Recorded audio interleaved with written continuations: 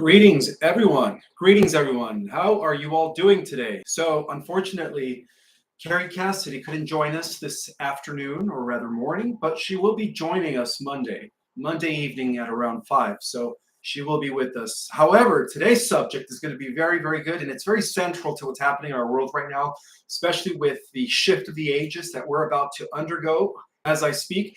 And that has a lot to do with the return of the mother goddess, the returning of the suppressed feminine energies, which have been held in secret for thousands of years by order of the White Knights, of course, and the Great White Brotherhood, who have always held the balance between the sacred divine feminine and, of course, the sacred divine masculine.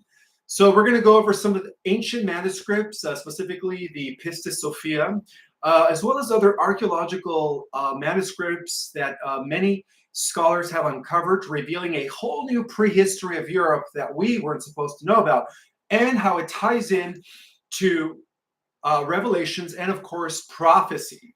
Prophecy, which has a lot to do with what I'm about to talk at the end of this slide. I want to be revealing something, perhaps for the first time for some of you, and for others, it'll be something that you probably already heard me mention in prior interviews or lives. So with that in mind, let's get to it. I would like to let everybody know I am Ishmael Perez, for those that are new to my channel. I am the author of Our Cosmic Origin, a book that reveals galactic history and cosmic information, as well as the author of The Secret Government Invisible Architects, a book that reveals the suppressed history of our world and the secret history of the Cabal, and of course the secret history of the White Hats, and how it is connected to the hidden rulers from behind the scenes, what I call the two brotherhoods. So I hope you guys are having a marvelous, beautiful summer day here on the 3rd of July. Happy 4th, since I'm not going to be broadcasting tomorrow. And as we are in the midst of declaring our second American Revolution, I just wanted to say, way to go, Founding Fathers, and for the sacrifice that they implemented in order for us to have a system that is a non-oligarchical, non-centralized, but of course later on it was infiltrated and became a corporation. But that's why I say we are declaring our second American Revolution as I speak. So happy 4th for all the freedom fighters out there. Now, on this very day, in the year 1863, the Battle of Gettysburg ended following 3 days of intense fighting. Casualties numbered more than 50,000, right? The Battle of Gettysburg ended on this day in 1863, thank God, with a victory for the Union forces, who, by the way, were led by the White Hats. And who was the leader of the White Hats back then? No other than Abraham Lincoln, and was seen as a turning point in the American Civil War, guys. So this is not the first time that the Cabal has hijacked our country in an effort to undermine our constitutional republic and enslave us. Okay, this is one of multiple times, and if you haven't had a chance to read The Secret Government Invisible Architects, you will find out how many times those oligarchs tried to overthrow our republic. Now, 2 more fun facts about myself. What haven't I yet revealed about myself? And this actually ties into the idea also off. What's the word I'm looking for? To the fact that I like to share 2 fun facts about myself is because, again, other truthers have been victim of imitation AI that is using their face, using their voice, and it looks just like them. So this is my way of disclaiming, so you guys could know that I am the organic, real Ishmael Perez, and that it's coming from my official channel, not from the other pirated channels. So I am the only one who's going to say 2 fun facts about myself, because even the AI does not know my history. So this is a good way of having a disclaimer, right? So you guys could know the difference. So and speaking of the subject, I've always been against AI. I'm not in favor of AI. I don't care what people say. People are always trying to get me to use ChatGPT or other things like that, and I won't submit, and I won't want to align myself with anything that has to do with the technocratic dystopian timeline. So I have always been against AI. I argue against AI when I go to these conferences and panels, and I am on the AI panel against those who believe that AI is a good thing. But the whole point is, I believe that AI is the exemplified by the energies of the Antichrist, and is very integrated to the coming of the Ahriman, which is explained in Rudolf Steiner's Theosophy. right? As they are building the infrastructure for the Ahriman, which is the Antichrist. Another fun fact is that I loved my interdimensional work when my human avatar is asleep. Now, for the last week, guys, I've been battling with a little bit of insomnia. And when I asked my guys, they told me that it was because I'm being upgraded. My crystalline body is almost 45% activated. And that explains why my body, my physical 3D avatar, is needing less sleep. So I put it this way. There's nights where I only sleep 2 hours. That's it, 2 hours, 2.5 maximum, like 4 days straight. And I wake up and I'm full of energy as if I slept 10, 15 hours. Go figure. So my body is no longer needing what I thought was an 8-hour sleep anymore. So we're all changing differently. We're all going through some sort of mutation at this time, which is great.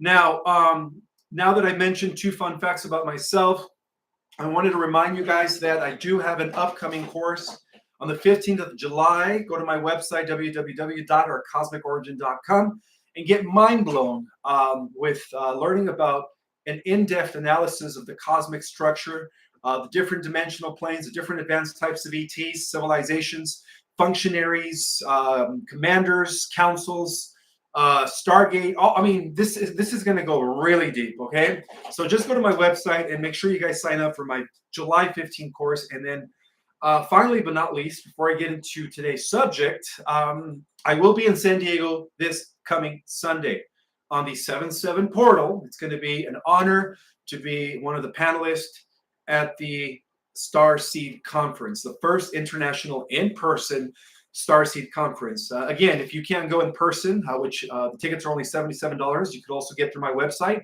You could also watch it virtually for only $44. Go to www.ourcosmicorigin.com and look for the link, and go all the way to the bottom, scroll to the bottom, and click the link of the Starseed Conference. So that way you guys can at least watch it online if you guys can't make it, unless you know how to bilocate yourself, which requires teleportation. Then I will see you there in person, in the flesh, this coming Sunday. I also want to acknowledge each and every single one of you guys. Thank you guys so much for being here. And if you're wondering if I had coffee or dates, negative. Again, another thing that I've been using is this band using advanced tachyon. I think it's tachyon, or I don't know what kind of advanced technology it is, but it's supposed to raise my frequency and shield me from ELF waves, EMF waves, or RF waves, you name it, right? This is a frequency war we are all undergoing. So if you guys could get yourself certain things. I also like to wear my EE system necklace, which also defects ELM waves, and my other one, which is created by Holotech, which is a way of shielding my biofield from those harmful frequencies.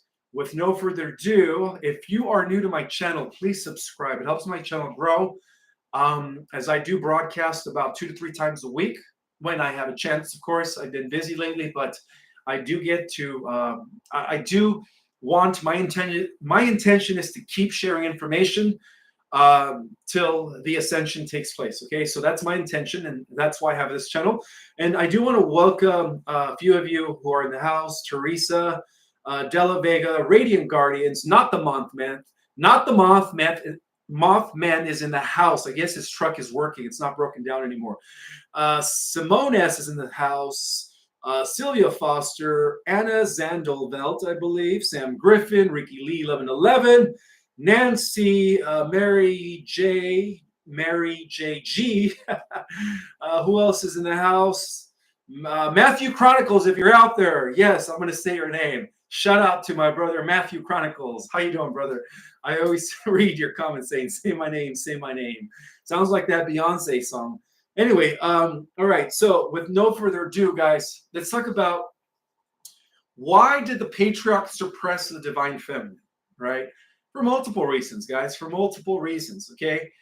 First and foremost, if you want to really pin down the underlying, you could say, agenda that was holding the patriarch in place, and the driving force behind the patriarch are the draconian reptilians, okay? The draconian reptilians have been the force behind the establishment of what we call today the tyrannical, patriarchal, you could say, brotherhood under the guise of Luciferian brotherhood, which is Luciferian, that has been dominating our world for thousands of years. Okay, so I've discovered some ancient manuscripts that I'm about to share with you guys that tell us about a pre-European, prehistorical era where there was a monarchy. And during this era, during these epochs, which again, just like Tartaria, they always hide history, everything was in balance, guys. Everything was an egalitarian council.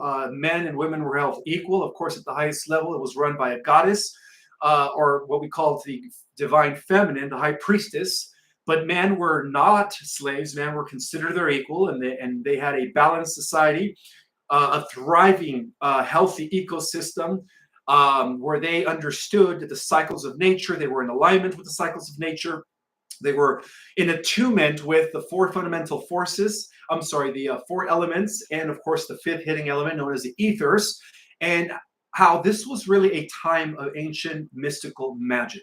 So let me take you guys on a little journey and why it is important to understand all of this information as we are getting ready to welcome in full force the return of the divine, sacred divine feminine, or what many called the return of the mother goddess back to the earth, known as Sophia. So there is a connection with the ancient original earth known as Sophia, which originated in the 12th dimensional Aramatena realm of reality. I talk about that in my course. If you want to know more about the history of the cosmos in detail, again, go to my website and sign up July 15th, and I will see you there. Okay, so let's start with the truth as to why the ancient prophets, or rather the ancient organizations that were run by the monarchy, not the monarchy, I'm sorry, the matriarchy, I kept saying monarchy, the matriarchy, were more in alignment with the Great Spirit, the Holy Spirit, the Force, whatever you want to call it, the unified field. They were more in balance, and they were actually, for those who read my book, or Cosmic Origin, they were actually more in alignment with the original Lyrans of ancient Vega, of the ancient Vega star system of planet Avion and Avalon. They were more in alignment with the ways of Lyra. Okay, so according to the Pistis Sophia, also known as the Sophia Pistis, which was a hidden book in the Bible, was known as a Gnostic text of significant esoteric theological importance. Often this book was hidden. Of course, it was considered an apocrypha, can't even say that word, the apocryphal book in the Bible that they left out because of the fact that they did talk about the balance between the mother God and the father God. And also how it went deep into the Gnostic beliefs in cosmology of having a direct connection to the divine, the force, or the unified field, whatever you want to call it. And this is what real spirituality was all about before the dawn of organized religion. Let's just be real here, okay? So all of this was these eras, these epochs of known as golden ages, ages of light, have always existed. But when the divine feminine was not suppressed, of course, okay? So as we explore the Sophia Pistis, it does reveal a lot of stuff, which I'm actually going to be sharing with you guys now. So as we explore these origins of this, again, book that was left out from the Bible, we're going to talk about its content, its themes, and the significance of why they suppressed it, the patriarchy, okay? So as we shed light in its place within the Gnostic tradition and its broader impact on Christian thought. So the Pistis Sophia, which translates to faith wisdom in Greek, is part of a collection of Gnostic scriptures discovered in the 18th century. The text is believed to have been written between the 3rd and 4th century CE, during a period when Gnosticism was a prominent spiritual movement in the early Christian era. It was discovered in Egypt, a region known for its diverse religious landscape and as a hub of Gnostic thought. For those that don't know what a Gnostic was, or I guess is, because there are people that are modern day Gnostics, is a person that believed in having a direct connection with God, right? They didn't believe in a mediator, which is what's imposed by the Orthodox Christian Church. They believed in having that direct union with God, very similar to the original, Hindu mystical tradition, right? Being in union with God, which meant yoga. So they believed in the same thing. They believed in having that direct connection to the divine, which is what is being resurrected now through the spiritual community. So the Pistis Sophia is written in Coptic, the final stages of the ancient Egyptian language, which indicates its geographical and cultural context. The text is preserved in the Codex Askewianos. Let me pronounce that again. Codex Askewianos. That's spelled Askewianos.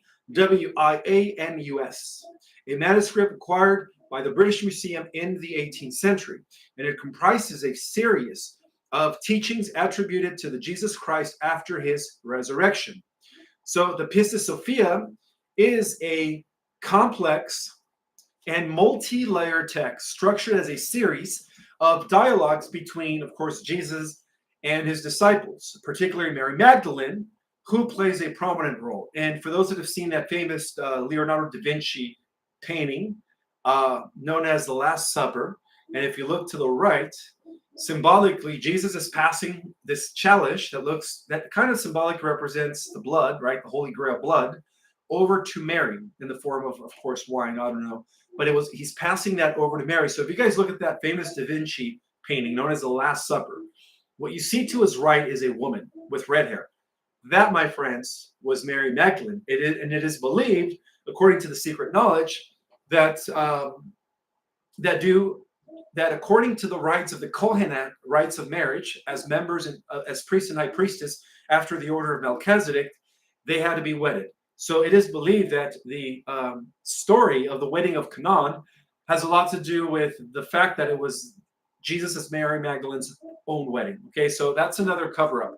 That again, it's going to end the patriarchal, Orthodox, Catholic, and all its off branches, Lutheran, Calvinist, everything, Jehovah's Witness, all the off branches. It's going to end all of that stuff. So apparently the text is divided into several sections, okay, each dealing with different aspects of Gnostic theology and cosmology. The fall and redemption of Sophia, according to this text, okay, so the central narrative of the Pistis Sophia revolves around the figure of Sophia, a divine being who falls from grace and becomes trapped in the material world that was apparently, according to the Gnostic text, was created by Yaldabaoth, or what we call the demiurge.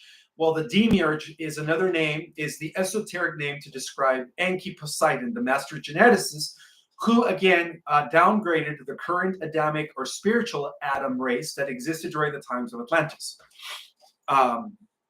So the role of Mary Magdalene. Let's talk about the role of Mary Magdalene. So her journey of repentance, struggle, and eventual redemption forms the core of the text, symbolizing the soul's quest for spiritual enlightenment. The role of Mary Magdalene emerges as a key figure in the Pistis Sophia, frequently engaging in dialogue with Jesus and providing profound insights into the text themes. Her prominence highlights the Gnostic emphasis on the divine aspect of the divine and the importance of having that inner knowledge or inner connection or gnosis with the Great Spirit, commonly known today as the Holy Ghost or the Holy Spirit. The Pistis Sophia explores several themes central to Gnostic theology, offering a distinctive perspective on early Christian beliefs. One of them being dualism. So this is another phenomena that is again described in the Gnostic text. The concept that represents a dualistic worldview, right, contrasting from the spiritual realm of light, right? The original Adam was a light being, again, with the material world of darkness and ignorance, or what we call the crude world of matter, of congealed physical matter, which corresponds to the vehicles that were developed by the demiurge, Enki, Poseidon, whatever you want to call him, that master geneticist, right, in ancient times. So this dualism is embodied in the figure of Sophia, who represents both the fallen state of humanity and the potential for spiritual redemption. So another thing that is taught in these ancient Gnostic texts is how the central to the Pistis Sophia is the concept of gnosis, which is having direct knowledge of the divine, having that direct connection to God, working directly with the elements, being a mystical person, okay, like a Jedi, which is essential for salvation, true spiritual salvation.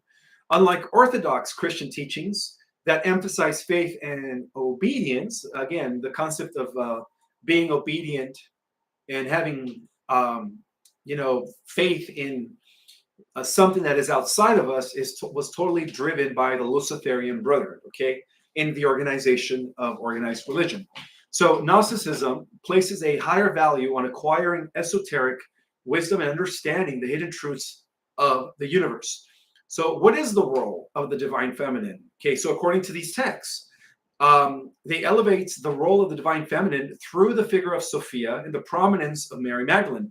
This emphasizes on the divine feminine contrast with the patriarchal structure of Orthodox Christianity, and highlights the inclusive and egalitarian nature of Gnostic spirituality. Salvation and redemption. So the narrative of Sophia's fall and redemption serves as an allegory for the soul's journey towards enlightenment. Salvation in the Pistis Sophia is achieved through inner transformation and the acquisition of gnosis, which again has a lot to do with having that direct connection, that direct knowledge, rather than through external rituals or dogma. Okay, we don't gain direct access to God by reading books or by doing external rituals. We gained direct access through God by going within. So that's just how it works, guys. All right, these ancients knew about that. This is before religion, okay? And that's why back then we had golden ages. That's why back then science and spirituality were two sides of the same coin, and they work together in balance, okay? All right, so salvation and redemption. The narrative of Sophia's fall and redemption serves as an allegory for the soul's journey towards enlightenment. The Pistis Sophia holds a unique place in the study of early or pre-Christian and Gnostic literature. Its themes and teachings provide valuable insights into the diversity of early Christian thought. And this is before the rise of the Roman Church, which was orchestrated or developed by the last of the Roman Empire's emperors, Constantine. So it's really, a lot of the teachings of these ancient texts are all about having that spiritual quest for inner knowledge, right? Doing that inner divine work. So the emphasis on inner knowledge and the mystical interpretations of the scriptures, or the over 77 books that were left out of the Bible, right? The Apocrypha and some other books, is the Pistis Sophia, which influenced early Christian mystics throughout history. And that is what I consider myself, by the way, a mystic, a Christian mystic, because Christianity was the church that I was that I grew up in, but I am a mystic, okay? And the difference between a Christian mystic and a fundamentalist Christian, right, is that a Christian mystics is, again, it's like a Gnostic. That person has a direct connection to the divine, to his holy Christ higher self. All right, so that is the difference. And we work with the elements, right? We work with the energies and so on and so forth, like Jedis, right? Like wizards. Okay, so throughout history, elements of Gnostic thought can be found in the writings of mystics such as Meister Eckhart and Saint John of the Cross, who were all members of the Melchizedek order of the Great White Brotherhood. The Pistis Sophia continues to be a source of inspiration for modern Gnostic and esoteric movements. And right now, my friends, I am seeing a huge revival of esoteric knowledge, theosophy, metaphysics, all of that. It's coming back for a reason, because again, we are ending the long dark ages ruled by the distorted patriarch, and we are about to emerge into the Aquarius age, where the distorted patriarch will fall, and we will once again have a perfect equilibrium, integrated with our ecosystem and everything, as it was during the days of Lyra. Okay, so that's going to be the organic ascending Earth, and that's what's going to be happening very, very soon. Some people call it the return to the Garden of Eden. Different ways of explaining this. So the Pistis Sophia continues as a source of inspiration. The prominence of the divine feminine in the Pistis Sophia has also attracted the attention of feminist theologians who viewed the text as a powerful affirmation of the spiritual significance of women and the feminine aspect of the divine. The Pistis Sophia stands as a testament to the rich and diverse landscapes of pre-early Christian religions before the establishment, of course, of the Orthodox and Roman Christian Church. As a hidden book of the Bible. It offers an alternative perspective, the nature of the divine, the process of salvation, and the role of inner knowledge in spiritual growth, which again has a lot to do with going inward, discovering the God within. Because once we discover that God within, then we ultimately connect with the God within everything and within the entire conscious universe. So, let's see. So, as a hidden book, it offers an alternative perspective, right? The Pistis Sophia, on the nature of the divine, the process of salvation, and the role of inner knowledge. Through its complex narratives and profound teachings, the Pistis Sophia continues to inspire and challenge readers, inviting them to embark on their own journey of gnosis and enlightenment, which is the true meaning of spiritual liberation. Okay, and I do want to make a reference that that Mary Magdalene, that, this Pistis Sophia book, which I believe was written by Mary Magdalene. She also wrote her gospel, by the way, ties in very well with a lot of those books that were left out of the Bible. The secret book of John, the secret book of, again, of Paul. It's not Paul, I'm sorry, John Mark, and the secret book of Luke. So these are secret, you could say, scriptures that were left out of the canonized, organized Christian religion. And they all kind of tie in together, guys. They all kind of back each other up. They all talk about having this direct connection to God. They all talk about this great balance between Mother Goddess and Father God, and the divine union of Heros Gamos, and living in a type of world where everything is just magical. Everything is in perfect attunement with the natural order. And that, my friends, is Eden. Let's continue, because there's more and more that I do want to share regarding some unearthed documents. But before I get to that, there is one more thing that I wanted to share in regards to the connection to Isis, right? So the role of Mary Magdalene, who, by the way, was, again, considered a whore throughout organized history, right? But of course, if you study my book and if you get into the understanding of one of the operations and functions of the Knights Templars, was to guide and protect, again, the concept of the divine feminine throughout Dark Age medieval Europe. So the Knights Templars and the Holy Order of the Grail, which many call the Priority of Zion, has nothing to do with the Khazarians of today or the Zionists. But these were the real descendants of King David, the Despoticini, and pretty much the keepers of the ancient knowledge. Okay, so not only were the Knights Templars protectors and custodians of ancient knowledge, but they were also protectors of the sacred divine feminine. Okay, so the role of Mary Magdalene, the connection to Isis, and the meaning of the high priestess. The Mary Magdalene is a prominent and often enigmatic figure in Christian religion, revered for her close relationship with Jesus the Christ and her significant role in the early pre-Christian community. Her portrayal has evolved over time with varying interpretations in religious, historical, and esoteric contexts. Now, as we explore Mary Magdalene's role in Christianity, there is a connection to the ancient Egyptian goddess Isis and the symbolic meaning of the high priestess in both religious and esoteric traditions. So, Mary Magdalene appears, obviously, in the New Testament as a devoted follower of Jesus Christ. The gospel highlights her presence at critical moments, including the crucifixion and resurrection of Jesus, where she is depicted as the first witness to the resurrected Christ.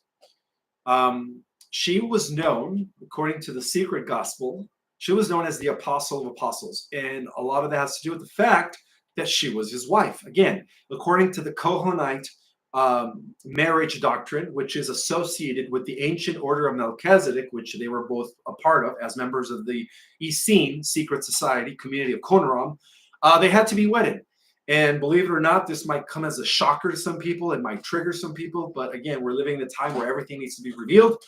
But from what I understand, guys, Mary Magdalene also had 12 apostle ladies, known as the 12 Magdalenes. All right, so they were equal. Her and Jesus were actually the perfect example of higher Heros Gamos, right? The union of the divine masculine and the divine feminine coming together as one. So this emphasizes, all right, as the apostle of apostle, Mary Magdalene's role as a first witness to the resurrection. Okay, so this emphasizes obviously her importance in early Christian communities and her role in spreading the message of Jesus the Christ, his real message, right? Which again has a lot to do with spirituality and nothing to do with division or dividing. All right, religion was created by the fallen Anunnaki through Nimrod, right? Idol worshiping, the idea of externalizing the God, the God force outside of you. That's all Babylonian in nature, my friends. Okay, so literally, all we're seeing today, right, extensions of the mother harlot, right, the abomination of desolation, the Roman Catholic Church, and all its offshoots, including all the Protestant religions, that's all part of the Babylonian Luciferian, brotherhood. That was all orchestrated by them. So, apostle of apostles. So also there was a misidentification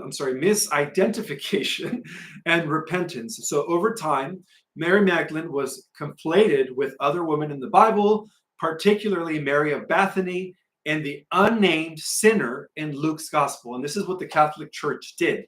They took a different woman who was literally a prostitute, not Mary Magdalene, and they completely merged those two identities. Okay, that's how twisted the Catholic Church was. And they, from the beginning until the end, of course, for those that have read The Secret Government, Invisible Architects, you've come to understand even the 12 bloodlines of the Illuminati are connected to the Black Pope, or are ruled by the Black and Gray Pope, Pope Pepe Orsini and Count Vance.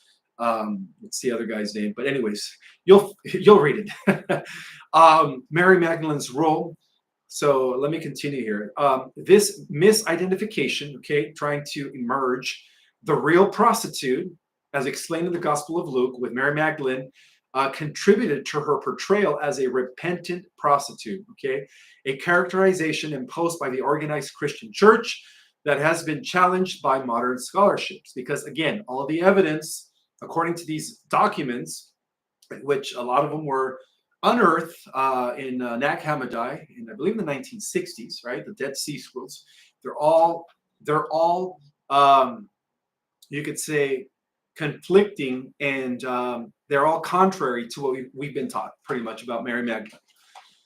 So the Gnostic text is a Gnostic text such as the Gnostic Gospel of Mary. Mary Magdalene is portrayed as a spiritual leader, again, according to her own gospel, and a person who pretty much had deep esoteric knowledge. These texts, so she was also an alchemist. She was also a mystic, a Jedi, just like Jesus, capable of walking on water, converting water into wine, and so on and so forth. She had to. They were two parts, like twin rays, twin flames rather, coming together as one. So the connection between Mary Magdalene and so going back to her gospel, these texts emphasize her role in conveying hidden teachings of Jesus, highlighting her significance beyond traditional Christian narratives. The connection between Mary Magdalene and the ancient Egyptian goddess Isis is obviously rooted in their similar roles as powerful female figures associated with spiritual wisdom and transformation. Isis was one of the most important deities in Egyptian mythology, who was revered as the goddess of magic. Again, every time there is the matriarchy, those are the golden ages where the fairies are alive, magical creatures are alive, and they're all working in tandem and in harmony with spiritual men and women, right? So apparently, whenever they talk about these goddesses, they are symbolically referred to magic, fertility, and motherhood. And she was also known for the role in the resurrection of her husband Osiris. We're talking about Isis and the correlation between Mary. And then, of course, for those that understand astrotheology, Osiris and Jesus are actually symbolically representing the sun, right? The 12 constellations going around the sun. The sun is being the sun god who incarnates every couple thousand years. So prior to Jesus' incarnation, who is really the sun, Helios, coming into the flesh, we also had Osiris a few thousand years prior, incarnating. This time it was Horus. It was Horus, symbolizing the return of the Christ. So paralleling Mary Magdalene's association with the resurrection of Jesus. So again, there's a lot of correlations between Isis, Osiris, Mary Magdalene, and Jesus the Christ. So both Mary Magdalene and Isis are intimately connected with the themes of death and resurrection according to the secret knowledge.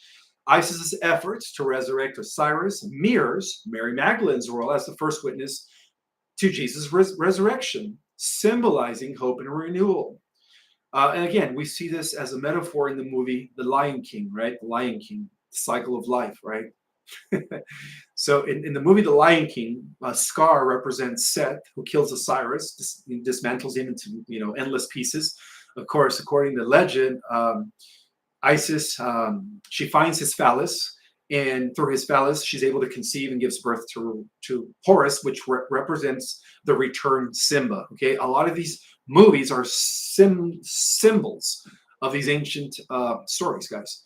So feminine wisdom and power. Isis and Mary Magdalene embodies aspects of the divine feminine, representing wisdom, compassion, and spiritual authority. Isis's magical prowess and Mary Magdalene's esoteric knowledge in Gnostic texts highlight their roles as mediators between the divine and human realms. The veneration, for instance, of Mary Magdalene, according to the Gnostics, and of course, as venerated by the Knights Templars, who were the white hats during medieval times. For those that read my book, The Secret Government, the veneration of Mary Magdalene and Isis reflects the syncretic nature of religious traditions. As Christianity spread through the Roman Empire, elements of Isis worship were incorporated into Christian practices and iconography, influencing the depiction of female saints and the Virgin Mary. But of course, even the concept of the Virgin Mary is misinterpreted. Okay, that was their way. That was the patriarch's way of just, again, reorganizing the ancient rituals into modern times. But at the same time, they didn't practice it because why? Because throughout history, only men were able to become popes. If there was a true egalitarian spiritual church, as it was in pre-Christian times, like the ancient Celts and the Druids and the ancient Essenes, there would also be high priestess, and female popes. All right, so that's the truth of the matter. So again, you should know them by their fruits. So the high priestess is obviously a powerful archetype in ancient times, right, in the esoteric tradition, symbolizing mystery, intuition, and inner wisdom. This figure is often associated with goddesses like Isis and influential female figures like Mary Magdalene. So throughout history, the role of the divine feminine has been known as follows.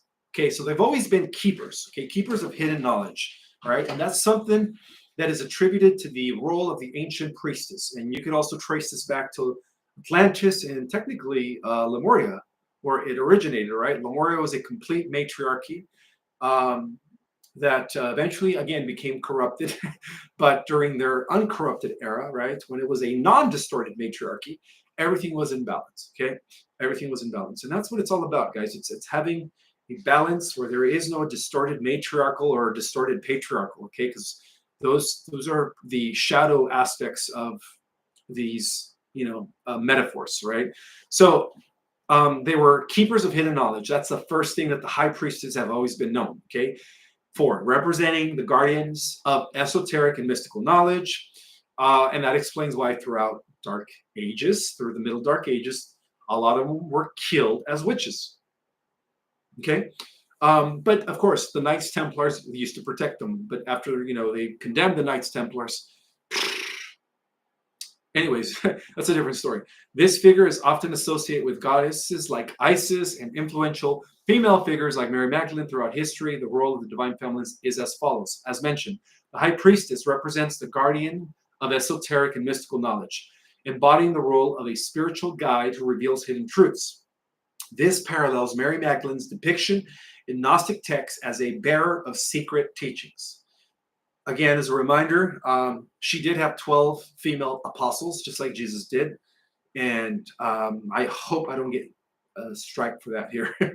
Let's see. The high priestess serves as a mediator between the material and spiritual realms, much like Isis's role in Egypt. And Mary Magdalene's connection to the divine throughout her relationship with Jesus. So the high priestess embodies qualities of intuition, insight, and inner knowing, reflecting the spiritual depth and wisdom attributed to Mary Magdalene and Isis. The archetype emphasizes the importance of the feminine in spiritual and religious contexts. Mary Magdalene's role in mystical spiritual history, her connections to the goddess Isis, and the symbolic meaning of the high priestess, which is all returning back to the earth, guys. All right, that's part of the restoration of Earth Terra. After profound insights into the interplay between religious traditions and the representation or the and the representation of the divine feminine. By exploring these themes, we gain a deeper understanding of the spiritual significance of Mary Magdalene, the enduring influence of Isis, and the powerful archetypes of the high priestess. These figures collectively highlight the importance of feminine wisdom and spiritual authority in shaping human understanding of the divine. So, apparently, there's been some scholars, one of them by the name of Riane Esler, who has conducted amazing work in unraveling relics and manuscripts that relate to prehistoric Europe, right? This is prehistory. So, according to her work, she wrote this thing called Goddess Religion in Prehistory of Europe. And I do want to share this because this is very pertinent to today's subject, as it was explained and recorded in every account, every mythology all around the planet, guys, okay? So elsewhere delves into the archaeological and anthropological evidence supporting the prevalence of goddess-centric religions and examines how these beliefs shape the cultural and social structures of prehistoric communities. Esler's arguments highlighted the importance of goddess worship and its implications for understanding prehistoric European societies. All right, so Esler's approaches a study of prehistoric goddess worship from a multidisciplinary perspective, integrating insights from archaeology, anthropology, and history. Her work is grounded in the belief that the worship of goddesses reflect a deep reverence for the feminine principle and a societal structure that values equality and cooperation over dominance and hierarchy, which again are elements imposed by the patriarchy. Okay. Esler represents a wealth of archaeological evidence to support the existence of goddess worship in prehistory Europe. Her key findings include figurines and artifacts. Numerous figurines depicting female deities have been unearthed across Europe. These artifacts, often referred to as Venus figurines, Venus was the daughter of Zeus, emphasizes fertility, motherhood, and the female form. Examples include the Venus of Willendorf and the Venus of Lausel.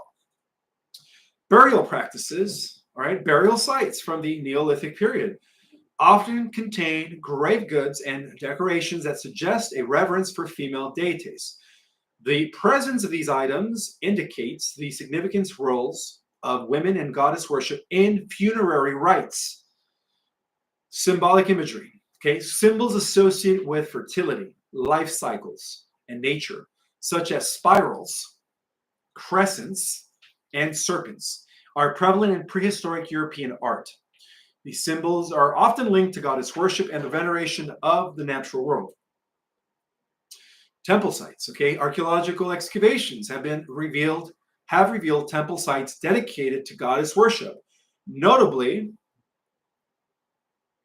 examples include the temples of Malta and the shrine of Catalhuyac, which feature prominent depictions of female deities and ritual spaces. Esler argues that the prevalence of goddess worship in prehistoric Europe has had profound implications for the social and cultural structures of these societies. Key points include a matrilineal societies, right, where the bloodline has to come from the mother, right? Matrilineal societies. The emphasis on goddess worship suggests that many prehistoric European societies were matrilineal, with lineage and inheritance traced through the female line, right? This is where we get the concept of mitochondrial Eve. This structure likely contributed to greater gender equality and the prominent role of women in social, economic, and religious life. Eastler contends that goddess worshipping societies were more cooperative and less hierarchical than their patriarchal counterparts. The reverence for the goddess, symbolizing fertility, nurturing, and life, promoted values of cooperation, community, and sustainability. Again, these were marked as golden ages, right? Ecological consciousness. The connection between goddess worship and nature fostered an ecological consciousness in prehistoric European societies. The goddess was often associated with the earth, agriculture, and the cycle of life and death, encouraging a harmonious relationship with the natural environment, which, again, these are attributes that can be traceable back to Lemuria, that can be traceable back to the original Commonwealth and Council of Atlantis, right? And can be traceable back to all these other advanced systems like the Pleiades, Lyra, you name it, okay? This is where all of this comes from, guys. This is called the feminine way of life, okay? Which we are returning to as the mother, as the Garden of Eden becomes restored. So Eastler posits that the shift from goddess-centric religions to patriarchal systems involved significant resistance and conflict. The rise of patriarchal societies often involved the suppression of goddess worship and the reconfiguration of social structures to favor male dominance. Eastler's work also involves a comparative analysis of prehistoric European goddess worship with other ancient cultures. She identifies similarities and differences in the role of goddess across various civilizations, including the Minoan civilization, right? It's an offshoot of ancient Greece, the Minoan, Minoan civilization on Crete is highlighted as a prominent example of goddess worshipping society. Minoan art and artifacts frequently depict powerful female deities, and the society is believed to have been relatively egalitarian.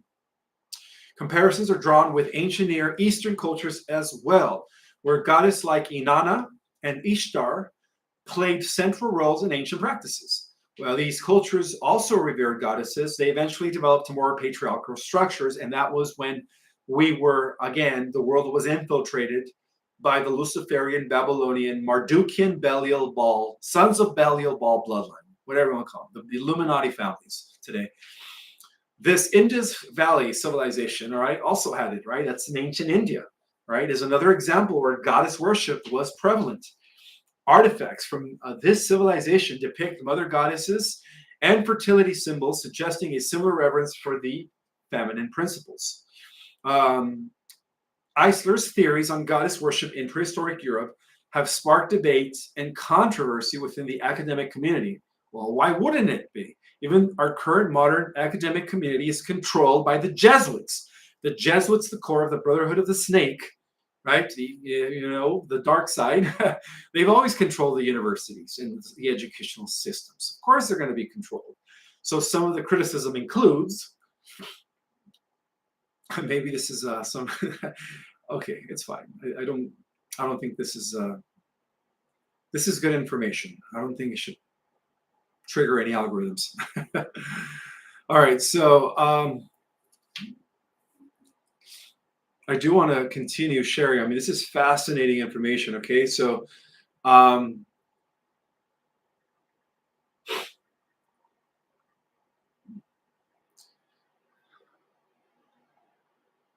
so we know that the Indus Valley civilization, according to this archaeological finding, is another example where goddess worship was prevalent. This is according to relics that they found, right? Artifacts from this civilization depict mother goddess fertility and symbology, suggesting a similar reverence for the divine feminine principle. Critics argue, or why wouldn't they? Critics argue, right, controlled by the patriarchy, that Eisler's interpretations of the archaeological evidence are speculative and may overemphasize the role of goddess worship. They contend that the evidence may be interpreted in multiple ways, and other deities, including male gods, may have been equally significant. All right, so some scholars question Eisler's methodology, particularly her use of feminist theory to interpret ancient artifacts, They argue that applying modern theoretical frameworks to prehistory society can lead to anachronistic conclusions. Of course, these modern controlled academics are going to say that, but she's telling the truth, okay? In short, if you guys want to look her up, her name is Riane Eisler. That's spelled R-I-A-N-E. Her first name, R-I-A-N-E. Her last name is Eisler, E-I-S-L-E-R-S. E-I-S-L-E-R-S. Check out her work, okay? So she offers a compelling exploration of the role and significance of goddess worship in ancient European societies and all throughout the world. Through a multidisciplinary approach, Eisler presents evidence, my friends, suggesting that these societies were matrilineal, cooperative, and ecologically conscious of their environment. In other words, they were working with their elements, with their ecosystem, right? Unlike the patriarchy under industrialism has completely contaminated our ecosystem to the point where we only have 15 years or less than, I think 12 now years left before our ecosystem fails us, which means that obviously way before that happens, there's going to be a restoration, right? An ascension taking place. So Eisler's overall work underscores the importance of considering alternative perspectives in the study of ancient cultures and highlights the enduring influence of goddess worship on human history. So I do want to share one last person, one last suppressed archaeologist and researcher who the controlled patriarchal board of academies have also tried to suppress. But again, this information will not be suppressed. Right? There is no way, guys, that the inverted, distorted patriarchy, draconian patriarchy could continue suppressing the divine feminine, right? So according to Marija Gimbutas, that's spelled Gimbutas, Marija, I think she's Russian. Marija is spelled M-A-R-I-J-A. So in Russia, Maria is Maja. The reason I know that is because I had an uncle who took Russian and he taught me a little Russian, just basic words. Maria means Maja. So this is Marija Gimbutas. So a renowned archaeologist and anthropologist made significant contributions to the understanding of prehistoric European cultures, particularly through her research on the veneration of the great goddess. In her seminal article, The Great Goddess, Heresies and Facts, Gimbutas presents a compelling case for the existence of a worship, widespread and deeply rooted goddess tradition that predated patriarchal societies. Again, this is more evidence, okay? As we explore Gimbutas' arguments, the evidence she presents, and the controversy surrounding her theories, Gimbuta posits that the great goddess was a central figure in the spiritual life of Neolithic Europe. According to her research, this deity was not merely a single goddess, but represented a complex and multifaceted symbol of life, fertility, death, and regeneration, again, which is symbolic to the cycle of life. The great goddess. And by the way, guys, the Arabolus snake that eats its own tail is nothing to do with negative things or evil. It has to do with how we're dealing with eternity, how really everything's a cycle within a cycle within a cycle, right? Evolution, conscious evolution is about completing cycles so that we graduate to other cycles. So the Arabolus, right? The Arabolus, I think that's what it's called, where it's the snake eating its snake, was a symbol that was used in ancient esoteric traditions to explain to the adept, right, that was going through their ascension process back then, how life is really just a cycle, how there is really no death, right? It's just a cycle. Everything is in terms of a cycle. So, Gimbutas' primary evidence of the worship of the great goddess comes from her archaeological finds, including figurines, pottery, and temple remains. The great goddess was often depicted in various forms, such as the nurturing mother, the young maiden, and the wise crone, each embodying different aspects of the natural and spiritual world.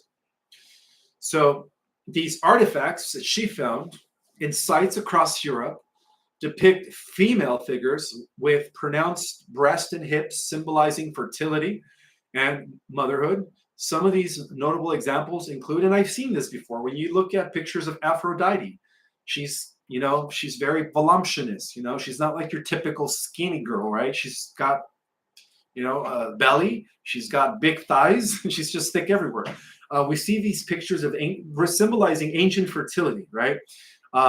We see it with Venus, Aphrodite, ancient portraits of ancient goddesses. They were always, even Isis was like had an hourglass figure, right? She was very big hips, you know, she was a busty woman, all right? So that is just a symbolizing bustiness. The ancient goddess were symbolized as these women that were full of fertility and which represents really the divine feminine. All right. Nowadays, it's all twisted with Hollywood, where women have to be a size 1, which is ridiculous, right? Ridiculous, right? They look like sticks. Sorry to say this, but this is all you know, imposed on us by the media, pretty much, by what we choose to entertain our minds. You know, this idea that we have to be a size 1, that we have to be super skinny, is bogus, guys. It's bogus. All right. And that's why, unfortunately, a lot of women and men, you know, but mainly women though, undergo or have bulimia issues, and I think it's bulimia, right, where they, you know, just trying to keep a figure, they barf what they eat, which sucks, right? It's called anorexia. It's dumb, all right? This is all projected from Hollywood, the ideal Hollywood image. I can't believe that. But according to these pictures of the ancient goddesses, they were all curvy, right? They all had a little chunk. So anyways, these artifacts found in these ancient sites across Europe depict female figures with pronounced breasts and hips, again, symbolizing fertility and motherhood. These small statues dating back to the Upper Paleolithic era have been found throughout Europe. They emphasize feminine features and are interpreted as representations of the great goddess. For instance, Gimbutas identified several Neolithic temple sites dedicated to the great goddess. One of the most significant is the site of Cataluyuk in modern-day Turkey. I don't even know if I'm pronouncing that right. Cataluyuk, where murals and statues depict the goddess in various forms. The repetitive use of symbols such as the vulva, spirals, and the snake in Neolithic art suggest a focus on themes of fertility, regeneration, and the cyclical nature of life. Again, the Ouroboros. Overall, Gimbutas argues that the societies that worship the great goddess were matrilineal and relatively egalitarian, and they were one with their ecosystem. They honored the elements and they worked with the planet. Okay, she contrasts these with later Indo-European patriarchal societies, suggesting a significant cultural and social shift. According to Gimbutas, the worship of the great goddess fostered a worldview that revered the earth and its cycles, promoting a harmonious relationship with nature. And that, my friends, was the true Garden of Eden before the fall of man, fall into consciousness, fall into these crude third-dimensional avatar bodies, whatever you want to call it. So despite the controversies, Gimbutas' work has had a lasting impact on the fields of archaeology, anthropology, and women's studies. She has inspired a reevaluation of prehistory European culture and has contributed to a broader understanding of the role of women and the feminine in ancient religions.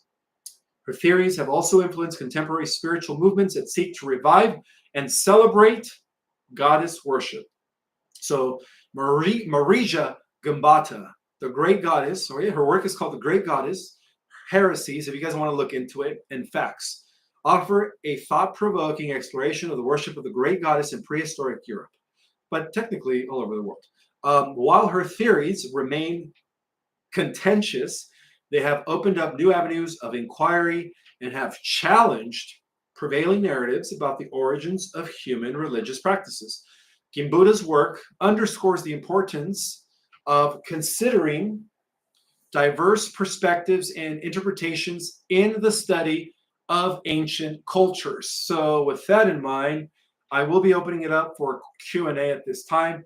Oh yes, I want to make this whole thing, all of the stuff that I just talked about, guys, completely aligns perfectly with the idea of the return of Sophia. Okay, according to the cosmic interpretation of Sophia, in alignment or in reference to theosophy, Sophia is actually the original Earth that existed in the 13th, 14th, and 15th dimension, which is Earth in eternity. It's the original paradise trinity, right? Which corresponds to the central universe. So apparently, the return of Sophia is also a metaphor describing the interpretation, the integration of Sophia, 15, 13 dimensional Earth and above, 13, 14, and 15 dimensional Earth, reintegrating back with her third dimensional body, which means that when the 12 stargates open, the main gates known as the Halls of Amenti,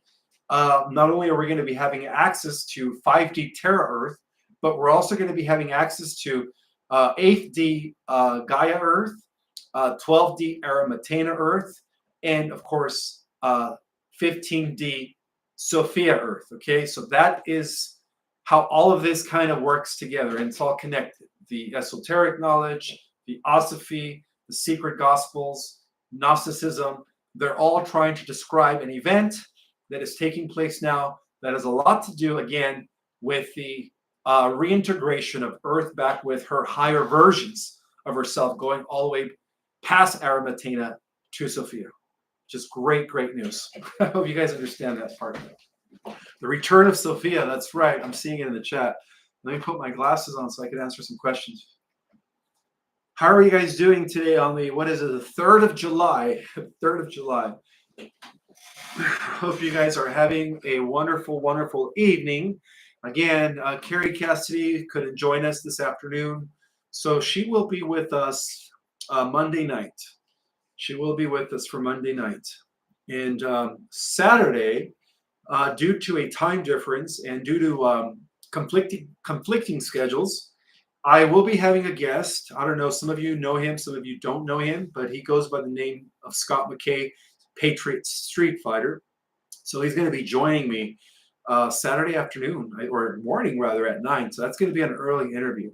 So I'm just letting you guys know ahead of time. I'm going to probably schedule it tonight, so that way you guys could have a notification where I'm going to bring in my buddy Scott McKay, also known as the Patriot Street Fighter. All right. So let me see. Responsibility of the kings of Judah to propagate the royal seed while alive. Ooh, that was a good one. Let me go back. Rewind. Let me see. Pin message. As soon as I saw the kings of ancient Judah, my attention was like on it. Responsibility of the kings of Judah propagate. This is by Digital Revolution. Propagate the royal seed while alive. What if Jesus propagated his seed with Mary Magdalene in the 40 days after his resurrection before his ascension? The lion in Trump. Brother, that I believe that's exactly what happened. You're absolutely right and very insightful in deciphering that. Thank you so much for sharing that with us, brother. I agree.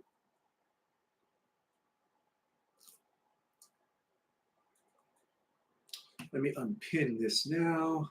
All right, so I'm just going to take random questions. Oh, I see a super chat by Stuart Williams. I'm going to acknowledge and give a shout out to Stuart Williams. Thank you so much, brother. Appreciate you.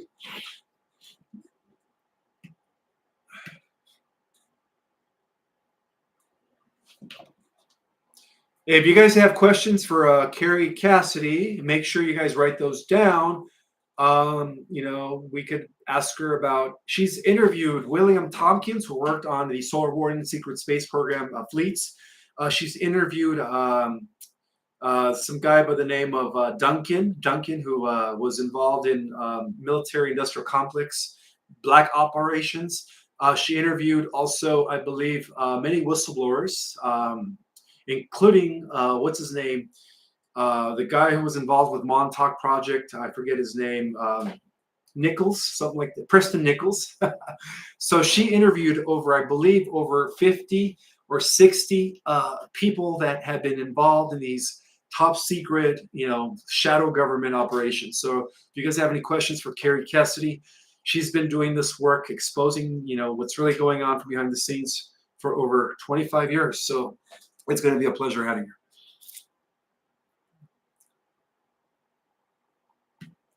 Duncan O'Ferry, I think that's his name. That's one of the guys. But she's interviewed a lot of people. Not to mention Captain Mark Richards, who was also part of the Secret Space Force known as Solar Warden. Captain Mark Richards has a lot of interesting information to share, and I think you guys are going to appreciate some of that intel. So let's see. Any questions for me? The Return of Sophia says holistic mystic Yesenia ASMR. Yeah, that's right. The Return of Sophia. And you know what, guys? The divine feminine is actually, it's not just one individual, okay? I'm tired of these people claiming to be Isis. Oh, Mary Magdalene. You know, I get DMs. Oh, I am the return Isis. I am the return Athena. I am Mary Magdalene. I believe that the concept of the ancient goddess is an archetype that's returning through all of you divine feminines, all the high priestesses out there, all of you female starseeds. That's my personal opinion. And like manner, the return of Osiris, Horus, Joshua, whatever you want to call it, right? The return of the divine masculine is not just one man, but it is being expressed through all the divine masculines out there. I'm talking about all my brothers that are males out there. So that's my personal belief, right? When people think that they are it, I had one person claim to be Jesus Christ in the flesh. That's what I call having a Messiah, a distorted Messiah complex mentality, where you think you're the savior of everybody else. No, guys, it's not about that, right? That's why I don't believe that, when certain people tell me that they are this God or that they are this goddess in return and that they are it, that nobody else is them but them. I'm like, it makes no sense. Anyways, let me continue.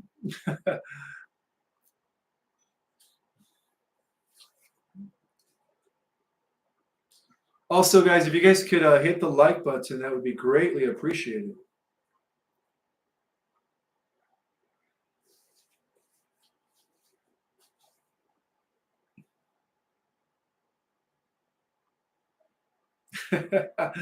if I laugh, it's because I'm reading the chat, and you guys are very, very funny. Let's see. Pure beauty needs no cover up. Long flowing locks, curves, and all natural is the way it should be.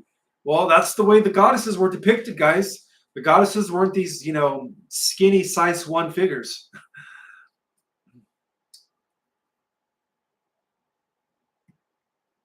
Just looking for random questions. Oh, yes, I did get another crystal mailed to me by Mark and Anya. And they will be coming back for a part 2, guys. I've just been really busy. I'm getting ready to fly out to Colorado to be a guest on Beyond Belief with George Norrie. I'm going to be shooting over at the Gaia Studios. So that's what I'm going to be doing next week. I'm going to be gone for a few days. And this is cool because this crystal is a polynite.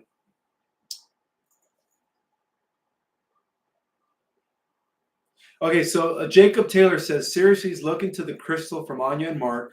The crystal is actually called selenite fishtail crystal. If you really do like them, you can get them for a fraction of the price. Interesting.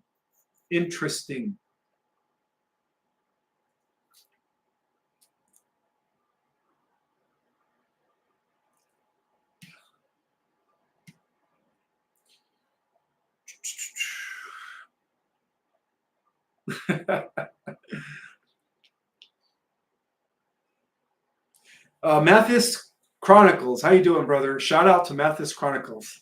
I'm saying your name, brother. I hope you're jumping up and down with joy. Ish, when is the fluoride going to be out of the water we drink? And well, don't drink water.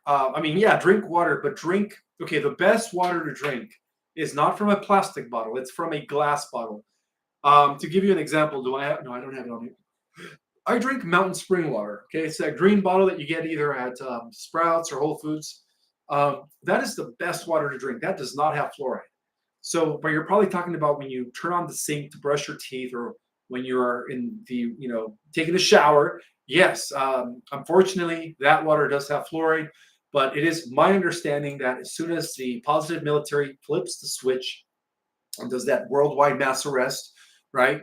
All of that stuff's going to be, again, they're going to be employing technologies that are going to clean our ecosystem in a matter of days. So that way all the water is back to normal.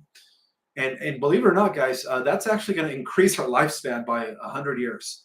Major difference. Major difference.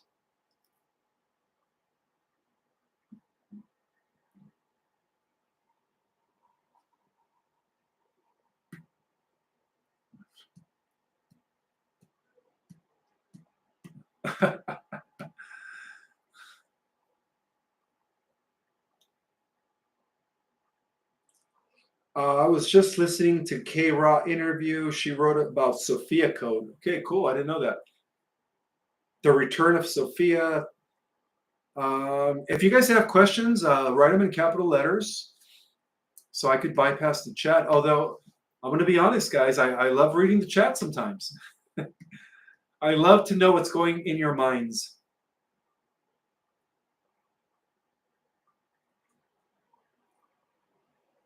Ishmael, thank you so much. My question is, my parents are divorced and I don't have a great relationship with my father.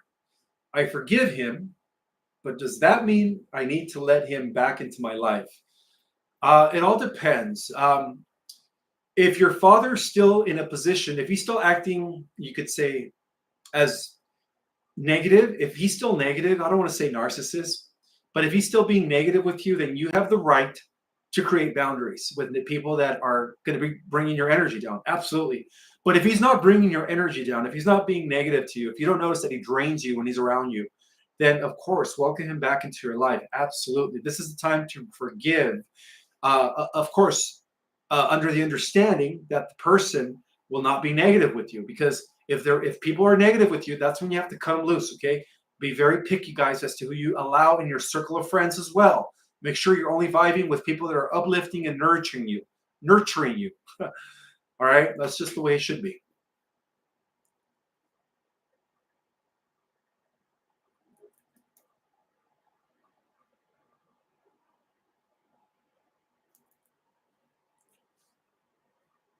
Ishmael, do you know the names of Mary's 12 apostles?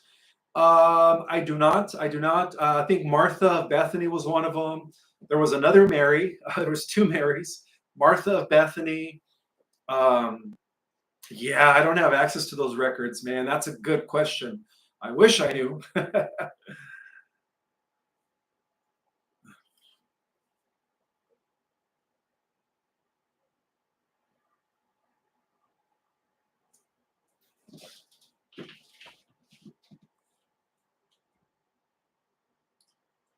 Oh, I don't know if you guys watched. I know you guys don't watch the news, but it was brought to my attention that today on CNN News, turns out that the Brandon administration is not going to be running again. Right? They're probably going to be replacing him with either Big Mike, Big Mike, you know who, right? Married to, you know what I mean, Big Mike, or another person. But yeah, it's been announced that Brandon is stepping down. So that's good news. That there's no way they believe that he's going to have a chance with 45. It was on CNN. Crazy stuff.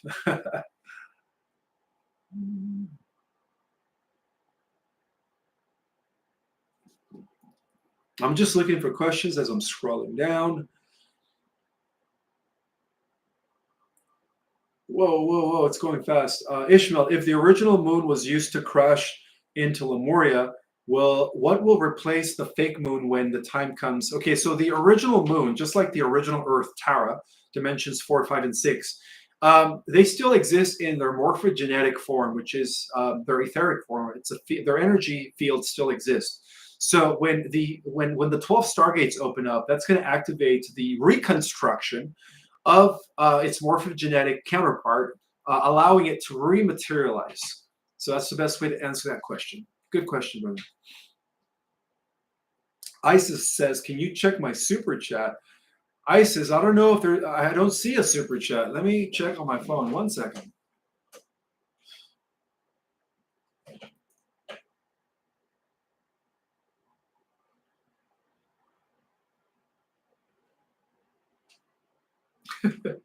Isis, I don't see it. Let me see if it's up here. Let me rewind.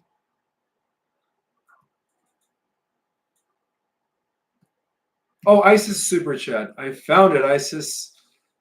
Love your name, by the way. Okay, so you're saying, thank you, brother, for the incredible info. Who is our current real vice president at this time? Is it still JFK Jr.? Um,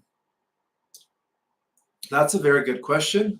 Like I said, both Kennedys were preserved, right? It was a deke or a double um, that that we heard about, right? One of them was killed, right, in Texas, and the other one disappeared in a plane crash, supposedly. But they are both alive, so I am going to stick to the saying yes.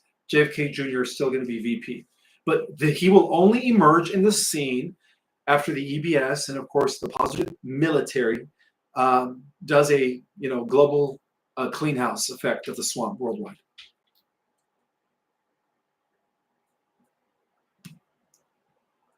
Yeah, George Nori is OG.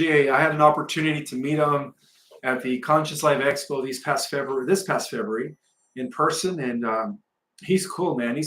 Him and Art Bell were some of the first to talk about aliens on radio, right? I think it was called, what is it, Coast to Coast? For those that were born in the 40s and 50s, I'm sure you guys know what I'm talking about, right? Art Bell back in the 70s or 80s, was it? When was it? Back in the 70s, right? Art Bell's talking about UFOs and government cover-ups. So yeah, George Nori has been on this.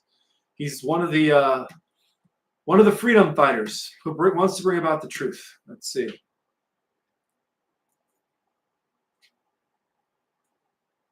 All right, so let me unpin this. Oh boy.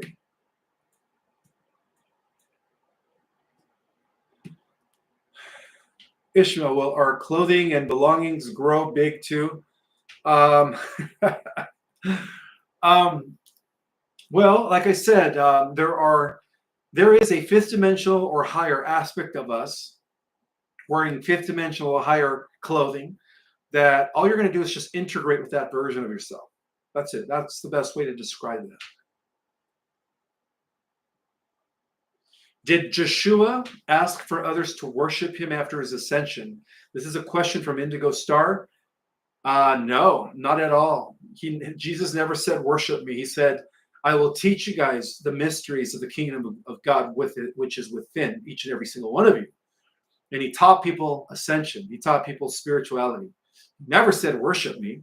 Never did he say that. That was all part of the falsification of the reorganization of the Roman Catholic Church when the Roman Empire fell. That was all part of that. Was a tactic imposed by Constantine. That's what we call Pauline Christianity. All right, Pauline Christianity was corrupt. That's where the corruption set in. Yes, I do need questions in all caps, please, please. Ishmael, I am not a big fan of Charlie Ward, Carrie Cassidy, Janine, Cliff High. So if Carrie didn't make it, I am not missing anything. Hey, to each his own, guys. I'm sure there's a lot of people out there, or a few, not a lot, that don't like me for whatever reason. So that's fine with me. Janine, how can you not be a fan of the Queen of Ravens? Tarot by Janine is, I don't know, but she is my sister from another mother. I will always be grateful to her, guys, because, it was through her cards when she confirmed that I was the mediator between the Galactics and, the Earth Alliance, like 2 years ago when she interviewed me. I owe a lot to her because, she was the one who said that she knew I was coming like a year or two. I think she mentioned something about, she pulled out the King of Swords, which was supposed to be a person who was like a galactic integrator. And I just, she was like, she knew me before I knew her. All right. So I am grateful to Tarot by Janine. She will always be like my sister from another mother. This person says, Ishmael, I have spent many lives in Lyra with you, brother. Likewise. Thank you, thank you, thank you. I'm sure a lot of you guys here we've all worked together in prior lifetimes, whether it was in Atlantean times, Lemurian times, and other star systems, Lyra, you name it.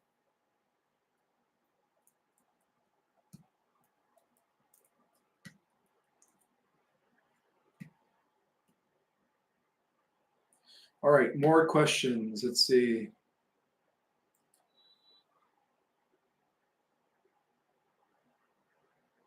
Ishmael, what? Okay, this is coming from Gemini Moon.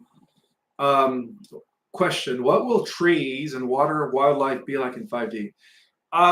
Again, guys, it's not like 5D is going to be a ethereal, vaporous, mist, moist reality. It's going to be very physical, but it's just going to be the water's going to be super clean. The trees are going to be radiating, right? You guys are going to be seeing the aura coming off of the living ecosystem. So that's how 5D is going to be. It's still going to be physical, but it's just going to be alive and vibrant. And you guys are going to be able to perceive the aura of every organic, living entity, from rocks to crystals. You guys are going to have the ability. 5D reality is about communicating with the water, with the elements, with Mother Gaia, you name it. But it's still going to be physical. It's just going to be more magical. We're going to be using, again, we're going to be super conscious, using more than 5, 6, 7, 8 senses.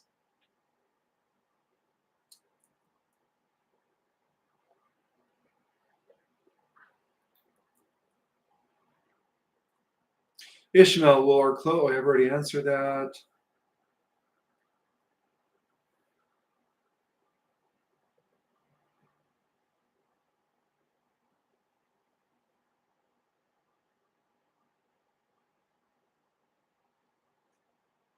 Hello, brother. This is from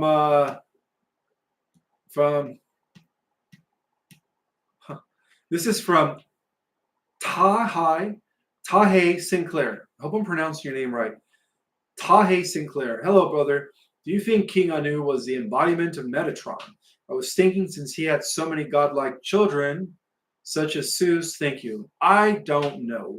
Uh, I think Metatron, was a fractal of Metatron, embodied as Enoch. And then when Enoch, who is, by the way, the real mediators between the celestial Nibirians, or the Elohim, sons B'nai Elohim, and the evolving Earth Terrans, by the way, not Thoth. Those were two different personages.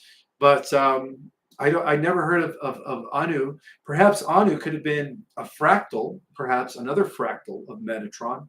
Who knows? Um, Great question, though. Great question.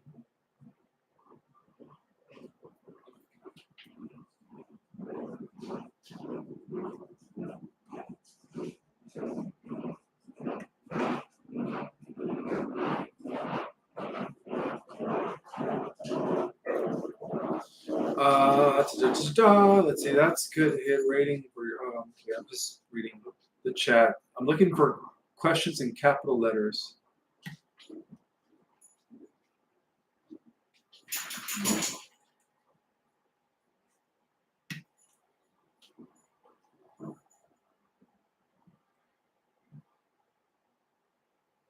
Will religion be non-existent in 4D? Absolutely. This is a question asked by Indigo Star, and the answer to that is yeah. Religion's not going to exist in 4D, not anymore.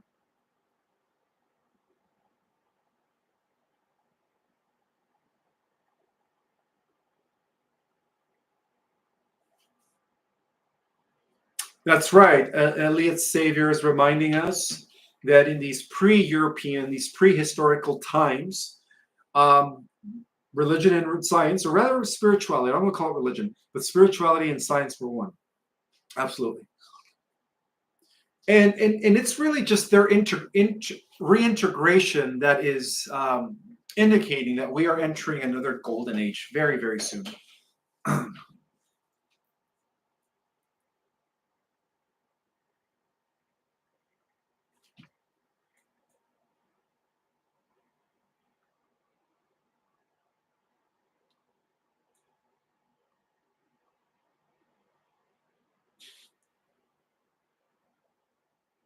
Oh, Gina B. Hin says, what does having the King of Swords drawn on you? Well, according to Janine, Terabyte Janine, I guess a year or so, I guess because she's had an audience for quite some time before I came into the scene. She pulled out a card saying something about that the King of Swords, which is a metaphor describing some sort of mediator between the galactics, the positive, the good ETs, and Earthlings, was going to be sharing his knowledge and wisdom soon. So she was talking about that. I didn't realize she was referring to me until she told me in one of her interviews, or one of my interviews on her show. And I was just like, whoa, that's crazy that your tarot cards completely predicted that, I was going to come into the scene and share all this cosmic and galactic information, right at the right time. And you predicted it. And so that's what she meant by that. That's what she meant by that.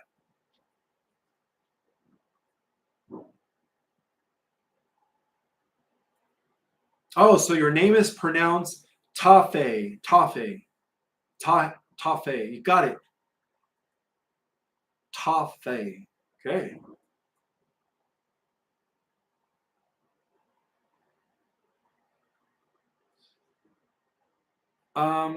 Ishmael, I wrote you a huge, sincere compliment and got knocked out. Knocked out.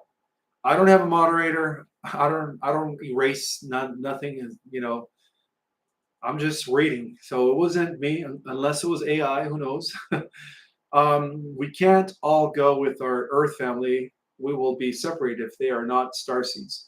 Well, it all depends, because even the Earth Terrans are going to fourth the Earth, and the starseeds that go to 5D Earth and above are going to have the opportunity to go to fourth the Earth whenever they want. I've talked about this before. Let's see.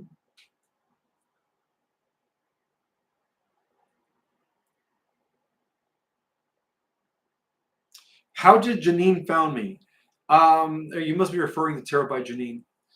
I believe she heard my very first interview with Nicholas Vinyamin, and she actually did a commentary on that on her channel, about me talking about how she pulled cards on my cosmic history, explaining how the AI developed in the 11th universe under Lord Samana, who later became a historical Lucifer. So she actually pulled cards on that on her show, and everything aligned with what I was saying on the Nicholas Vinyamin show. And so a week later, I reached out to her based on her commentary and asked her if she wanted to bring me on her show. And that's when she brought me on her show a few days later. And I am grateful for that, because that's what really brought me into the scene. And that's the reason why I went on so many interviews.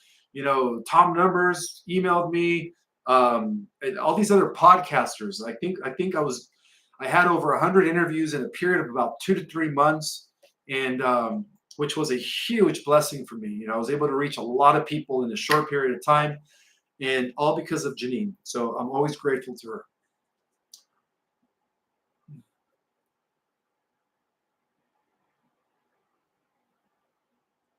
What about interviewing with the real JFK Jr.?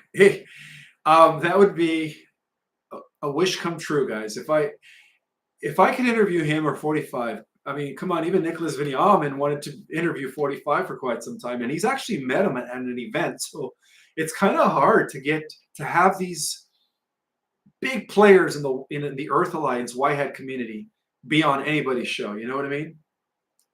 Yes, I was on Chelsea. I see Chelsea's on here. I was also on her channel. That's right, sister. Thank you for being here. Shout out to Chelsea Coley, who has her own YouTube channel. It was a blessing for me too. Thank you, Ishmael. I'm grateful to you. Oh, you're welcome, sister. Now, I do have a Isis. Thank you so much for the donation. OMG, Ishmael. Hula just came out with a kids show called Cleopatra in Space. Oh, lovely. It's about an ancient goddess who goes into the future to fight AI. I love that. I love that. Anything that deals with fighting AI, guys. That's what I'm all about. And the next book I publish, it's actually going to be more memories of me involved in Radiant Guardians cosmic rescue mission. Memories of me fighting in this war, in the multiverse war against AI. So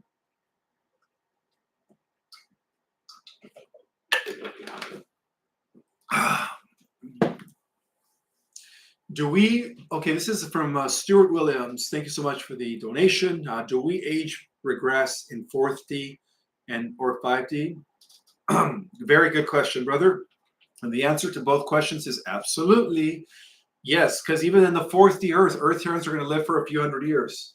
I mentioned this before. 3 to 4, 5, 600 years will be the lifespan in fourth the earth, which is way better than now.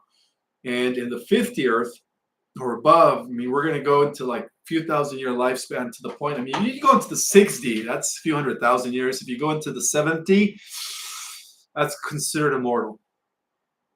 Considered immortal.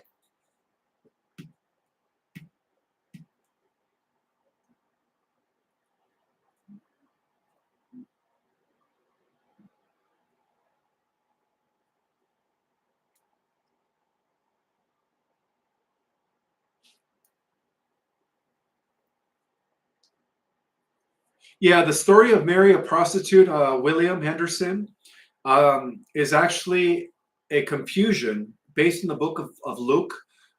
They try to merge these two personalities, Mary Magdalene, with a real prostitute who wasn't Mary Magdalene. And so the Catholic Church just merged them as one person.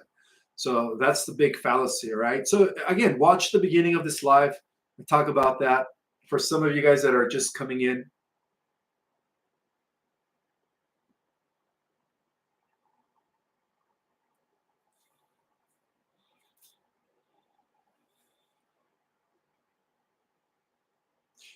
Skin Suit Manuela Ana Ishika says Archangel Michael has human worship issues, like he eats it up in a bad way. Can these be true? I'm going to reveal something, I guess. I don't know if it's for the first time. I might have mentioned this before, but the 12 archangels are also here embodied, guys, in physical form. All right. The entire celestial, angelic, archangelic hierarchy is all embodied in human form, just to let you guys know. So that's why I'm saying it's going to be a collective of Christ-like minded individuals, not just one person claiming to be the sole Messiah of everybody else. It's going to be a collective when this awakening, this activation takes place. Gloria Jimenez, thank you so much for the number 20. Hey, beautiful brother, just came into the live. I will, of course, see the replay. Just wanted to say hello and thank you for all you do. You are very much welcome, Gloria. It is a great honor and pleasure to serve.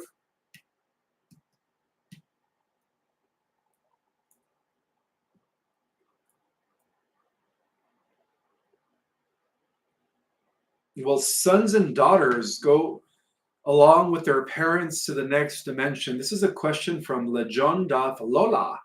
The answer to that is yes, absolutely, yes.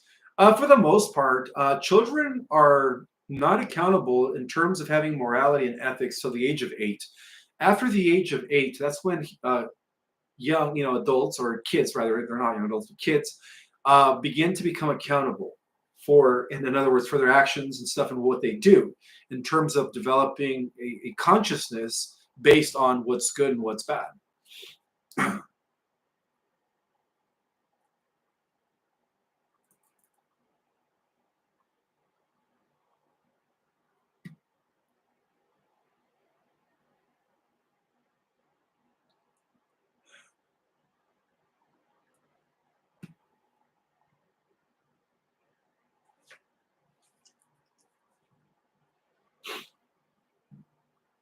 Ishmael, thank you so much for being very attentive to us, with us. Oh, you're welcome, Silver Vidal.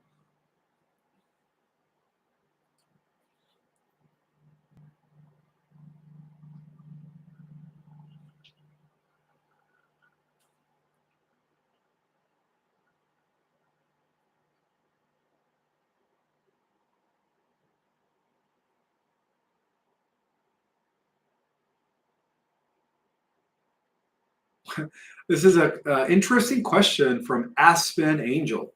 What does it mean when you channel JFK, Marilyn Monroe, and Elvis? It is as if I was there in that time. It's so confusing sometimes. So apparently, Aspen Angel is channeling JFK, Marilyn Monroe, and Elvis. Interesting, sister. Want to shed more light about that? Comment it, and I'll read it to everybody else. If you want to share more about that, that's interesting.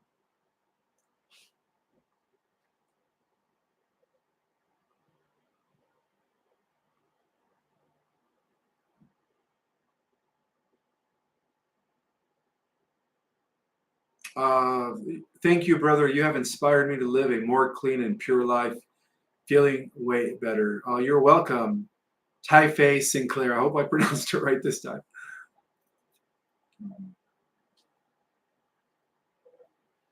Matthew's Chronicle says, I heard that today is officially the last day of Pisces. Who knows? I hope so. Which means if that's the case, the age of Aquarius would begin tomorrow. And what that means is that the age of light would begin tomorrow. Everything is going to hit the fan by tomorrow. I hope that's the case. We'll see. If, of course, if and only today is the last day of Pisces. Right, the return of the king, Elvis, he be.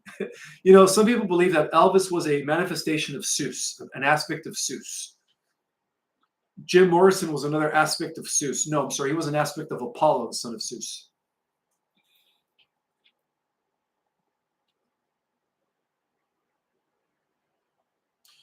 Ishmael, what will a day be in the new reality look like? Is asking Kristen Marianne 26. Good question. If you're in the fourth the earth, time, okay, so they say time is the fourth dimension. There's going to be, you could say, by mastering interdimensional physics, and when scientists will have discovered or deciphered the grand theory of everything, they're going to go beyond time and space. But I don't believe that time exists in the fifth dimension. Okay, so if you go to the fifth dimension or above, you're actually going to be beyond time. You're going to be timeless. You're going to be living and perceiving consciously the eternal now. Hopefully that makes sense.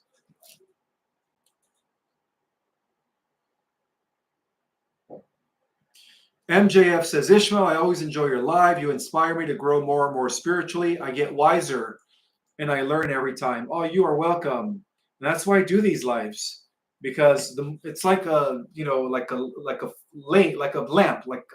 flame that lights up other flames, and together we're just lighting up the world. So it is an honor to serve. I'm just here to remind you guys of your own greatness, of your own Christousness, higher self, and to connect with that and become that by honoring your body, by living a life of balance, by understanding and learning about the law of one and unity consciousness in our true celestial beginning. Let's see. Why I asked the JFK Jr., are you used to his George Anasi interview the real JFK Jr.? No, I've never heard of that. I didn't even know that he interviewed him. Thank you for sharing that.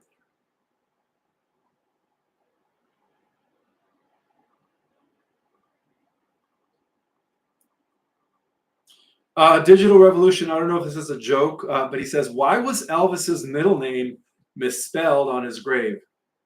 I don't know. Want to answer it? Put it in the chat. I want to know.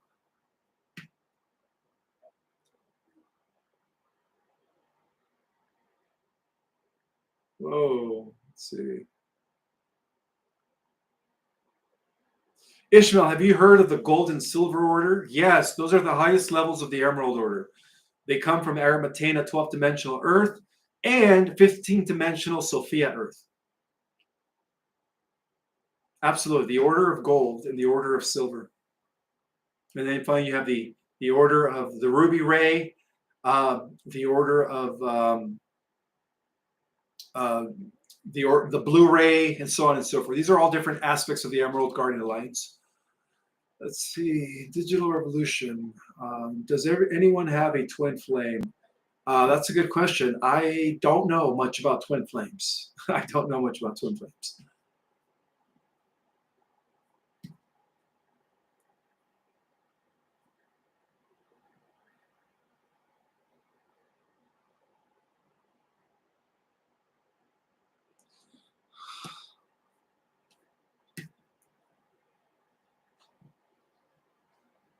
Oh, this is a good one. Ishmael, are bugs all nano AI? Unfortunately, some of these new bugs that are coming into existence, those flying spiders that have been located in the East Coast, in Central America, they're all mechanical. Yes, we do have, DARPA does have the technology to develop artificial bugs nanobots, nanobugs that look like real bugs. Thank you. MPW says, Ishmael, you are a great teacher. I've always wanted to be a teacher, but I knew that I wasn't going to be a orthodox, what is the word I'm looking for? I knew that it was going to be beyond the educational system. I didn't think, at first when I was 18, I wanted to teach at a university level. All right. I wanted to be a professor. Maybe I should save that for another fun fact next time. That my original dream as an 18-year-old was to become a professor at a university level. But I ended up rebelling when I wrote my thesis at 25. I wrote the secret government. I submitted to secret government as my thesis, and they laughed at me. They called me a conspiracy theorist. And I said, all right, well, how many people write a thesis at the age of 24, 25? They laughed at me, guys. So now I'm a teacher in my own way.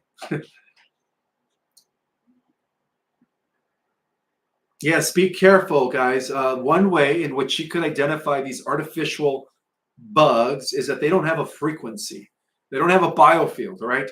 The real bugs have a biofield because they're still living and they're conscious, they're organic. The fake bugs do not have a biofield. They don't have an aura. So if you're an intuitive empath, that is one way you could, tell if they're real or not.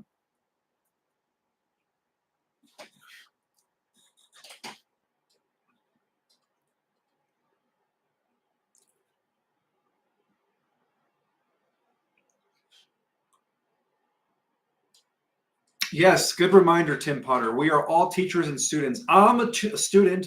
As much as I like to teach what I know, I'm always keeping my cup empty to learn more. And when I humble myself to others that are teaching me things, right? I learn, believe it or not, guys, I learn from others as well. When I read books, I learn from these authors, right? Give you an example, I learned about the ancient relics that indicated that there used to be ancient matriarchal societies by these scholars that have been suppressed. So I'm always learning from others as well.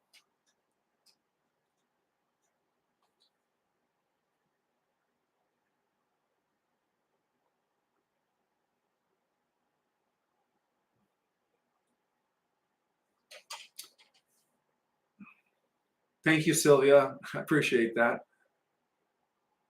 You should take my course, Sylvia. It's only 150 for 4 classes, 4 consecutive Mondays now, I believe, on the 15th of July.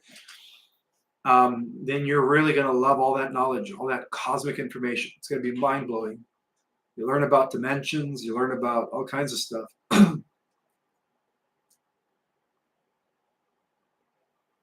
Yes, Cricket Bug. I am addicted to knowledge.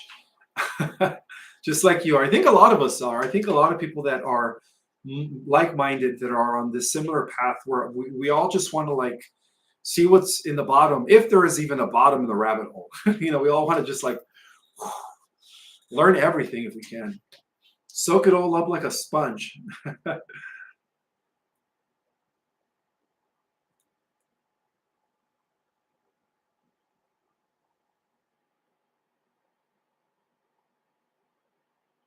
His real name, okay, so Deborah Watson is saying that Elvis's real name was Erie. Oh, no, that's not his real name. I'm sorry. Does anybody know Elvis's real name? That's strange. I didn't know he had another name.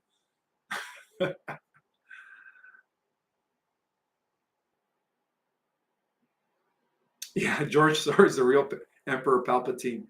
I've always thought Palpatine is equivalent to one of the Black Pope himself, the Count Pedro Arepi, and of course Pepe Orsini, who is the Great Pope.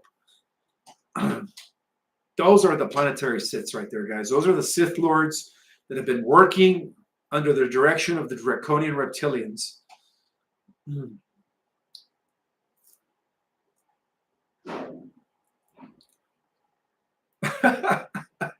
Have you guys ever encountered some of those flying spiders that we're hearing about on social media? They're apparently pretty big, right? They'll crawl on you. They extend to this length. So I don't know if you guys ever encountered that, but I haven't yet. I believe that I have encountered a lot of nano-sized bots, like they call it smart dust, because a lot of it how they attack us?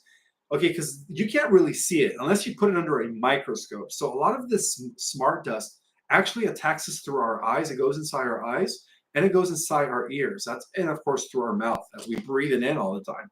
So that's how they're able to invade our system, by the way. So the best way to counteract that, my friends, is by keeping a high frequency diet, which you eat, and keeping a high frequency vibration through meditation, tai chi, qigong, prayer, you name it, whatever gets your frequency up. You just, make sure that you're completely shielded. Yes, Rene Velasco says, Ishmael, is Star Wars directly related to our cosmic origin? Absolutely. For those that have read our cosmic origin, I mean, I break it down in chronological order from the wars of Lyra to the wars of Orion to the wars of the Pleiades to how it reached our solar system when Earth was still Tiamat, the super Earth. It's very similar to Star Wars.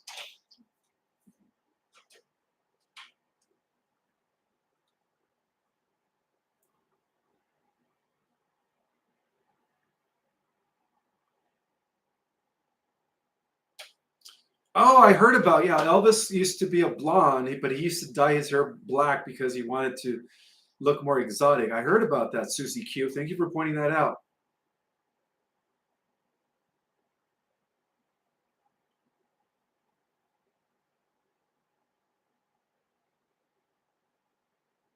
Indigo Star says, I just finished reading Elizabeth April's books. Can you invite her to your show? I tried reaching out to her. She's way too busy. I'll try reaching out to her again. No problem. Indigo Star. I would love to have her on. I've actually met her and her dad. I met her dad too at the Conscious Life Expo. Um, very, very good person. I love their energy. Her dad is awesome too.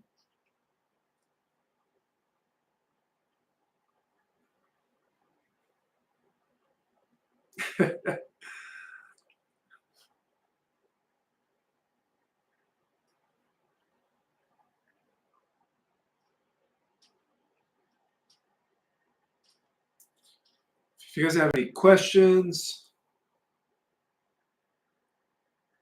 Chelsea Coley, I'm going to share this. This is so true. It seems the darkness is turning up, and also the white hats are having some wins. So it seems like the dark and the evil both have the volume at almost full blast. How much longer will this continue? Not very much long. I wouldn't be surprised that we have some sort of a jubilee by or before the end of the year, Chelsea, to be exact. But it's all coming to a climax very, very soon for the next few months, from what I understand. Okay, so we'll see. Thanks for bringing that up.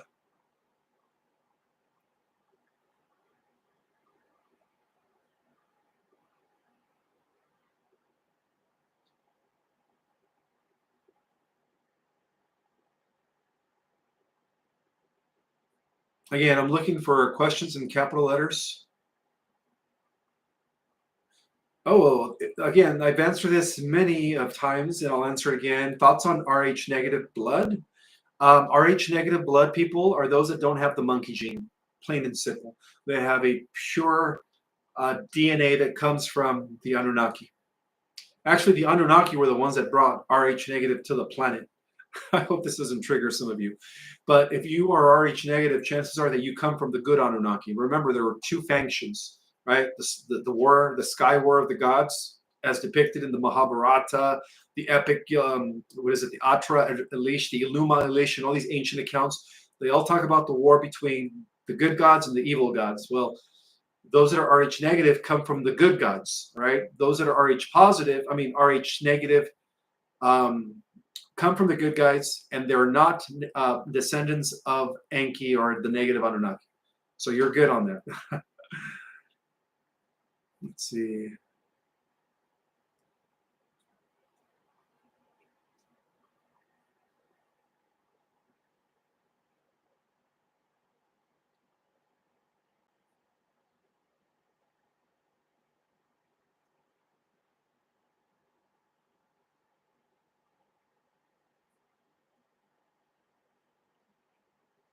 Um, this is a good one.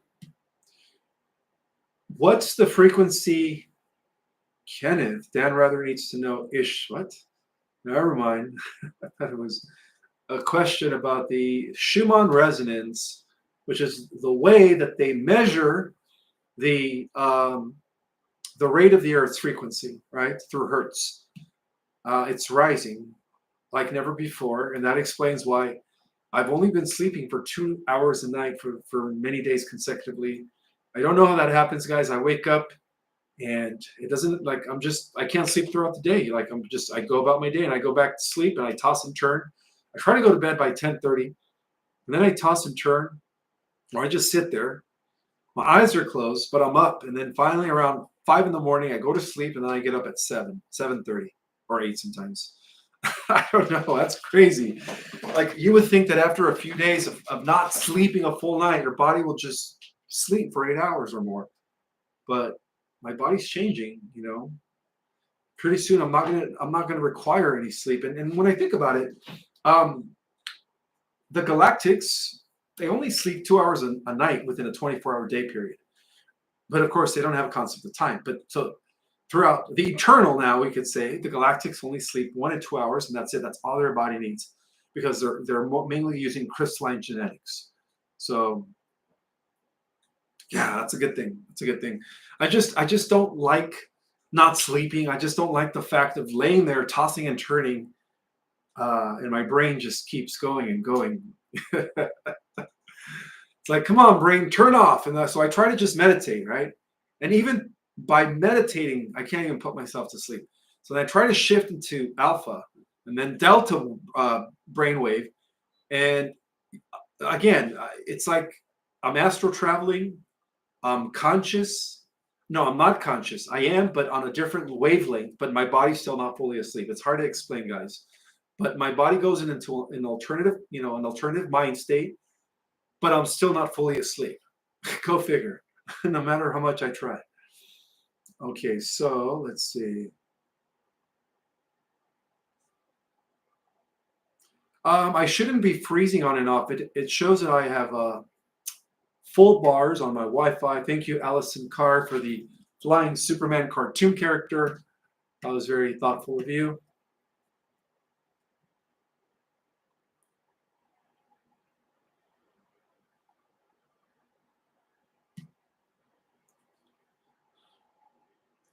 Indigo Star says, Ishmael, I truly enjoyed reading your books as well, and often listen to our Cosmic Origin on Audible as well. Phenomenal books. Thank you, Indigo Star. I appreciate that. Reading Guardian says, try counting sheep. Well, I've tried other techniques. I haven't tried counting backwards from 100 to 0, 100, 99, 98. I tried listening to binaural beats, like the sound of rain. I tried listening to just like sleep music, that is supposed to help you sleep. But one thing that does work, my friends, and this was something I'm going to give him a shout out because he actually paid for this. My buddy Jimmy Schwinn, Schwinn, just like the bicycle name, send me some sleep patches that use natural frequency technology to help you sleep. And then he also sent me this. And some of this stuff is supposed to shield your biofield from the ELF waves, ELMF waves, and of course radio frequency waves, so that your biofield is not affected through all the through the frequencies, the negative frequencies. So I just want to give a shout out to Jimmy Schwinn for sending me these things that I could actually put on my phone, on my laptop, that is supposed to shield me from all the harmful radiation and frequencies, and of course Wi-Fi. So right now, even though I'm using Wi-Fi, because of what I'm wearing, I'm not being affected by Wi-Fi. Not to mention I'm wearing this, and I'm wearing this. All this stuff is supposed to shield my biofield from Wi-Fi. So,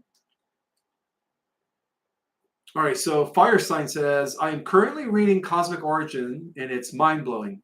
Thank you for saying that.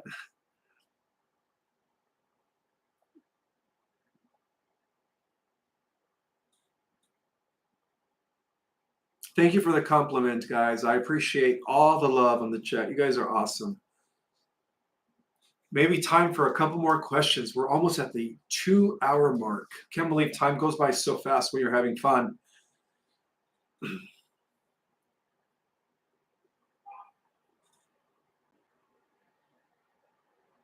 Thunder Bunny says, try a drop of lavender in a glass of milk. Well, lately I've been drinking magnesium right before bed. I heard magnesium helps. Again, I put this patch on my neck, and this patch is supposed to automatically um, shift your frequency into sleep mode. And it's all natural, guys. It's all based on right technology, right? So, which is awesome.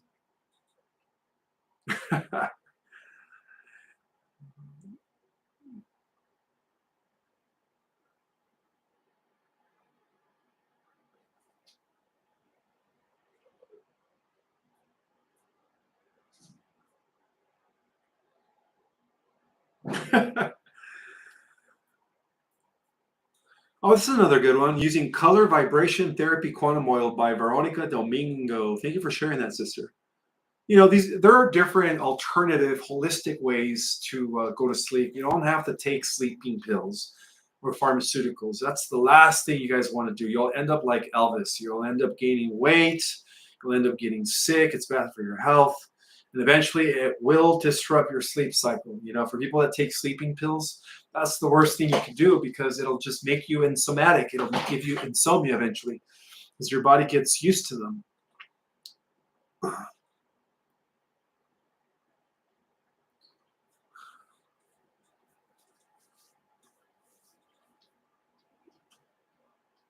Allison Carr says, do you think it's safe to do tarot?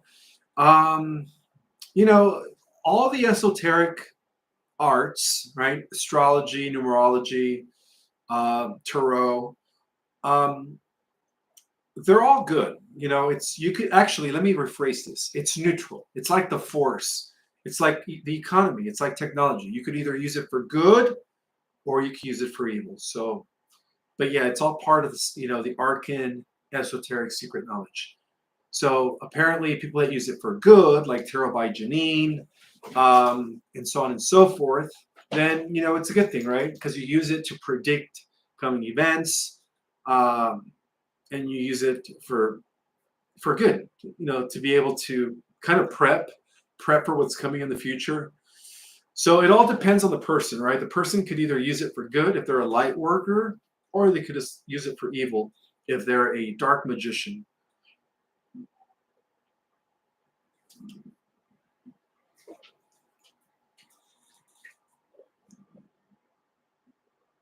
I wouldn't donate your blood. She says I'm scheduled. Legend Doff Lola says I'm scheduled to donate blood type O. I wouldn't donate your blood because that's a marker. It's an identification marker, right? They'll know who you are. They'll know about your bloodline, and they'll know who you are descended from. So it is again, it's just another marker, right? When you donate your blood, it is an identification marker. You don't want to do that. When will we be going back to the 13th moon cycle, Ophiuchus, the central sun, which is again another metaphor describing the return of the mother goddess very, very soon. I believe the age of Aquarius is all about balance and going back to the natural order, you know, divine feminine rising, high priestess equivalent, and in balance with the high priest, and so on and so forth. So it's coming, guys. It's coming in the new golden age.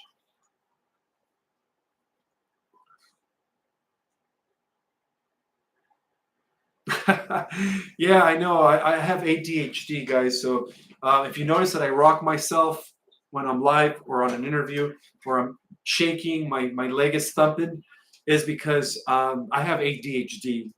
It's not a bad thing. It just means that I have a higher influx of energy running through my body, and I'm sure a lot of you can relate to me, right? For having ADHD, which is adult. Well, I used to always think it's attention dialed at a higher frequency. So that's why I meditate, to calm my body. Otherwise, my leg's going to be thumping and so on and so forth.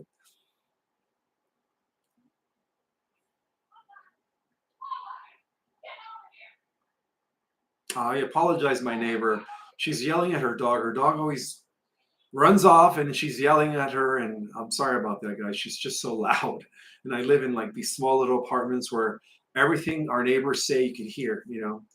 especially if they're out there.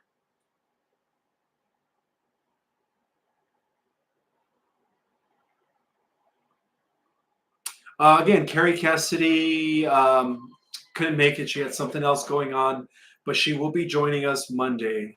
All right, she will be with us Monday evening, I believe at 5. Or I'm going to see if she can come on at 6. I don't want to go. I want to stick to my usual hour, 6 p.m. Pacific time. So, but I did tell her 5. But then again, Scott McKay wants me to go back on his show at 5. So I'm going to see if I could get her to come at 6 after all. We'll see what happens.